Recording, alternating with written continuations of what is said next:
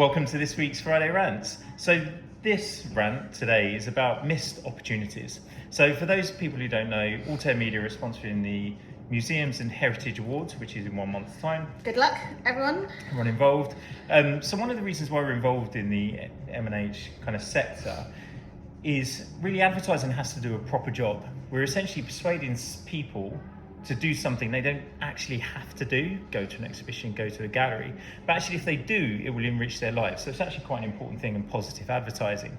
Now, as part of this, Lindsay has been interviewed by the M&H advisor, and it was actually quite interesting, especially the TV part that got pulled out of this. So yeah, it was really a really good conversation about, obviously as all sectors, there's never enough money to do everything you want to do, but also there's a real kind of conflict of audiences that you're trying to reach with, like hyper-local audiences to international, domestic tourists.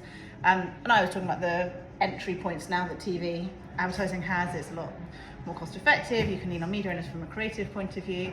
And this is not a channel that is talked about much in the sector, which from our point of view means that we should talk about it again today. So building frequency is key. Absolutely. So we want to bring it up. So what's the problem with TV? Why are people not doing TV?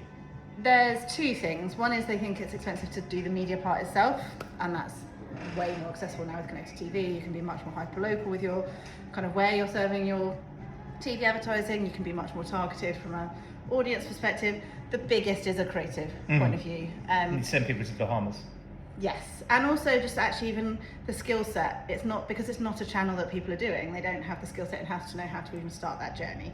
And that's where you can lean on media owners to help that. And the other thing that's really positive is if you're doing that type of creative, you could run that for a number of years. So it moves us away from that really kind of disposable messaging and product level messaging that happens so much in kind of digital channels. So actually really telling the story of your venue. Proper advertising with proper creative.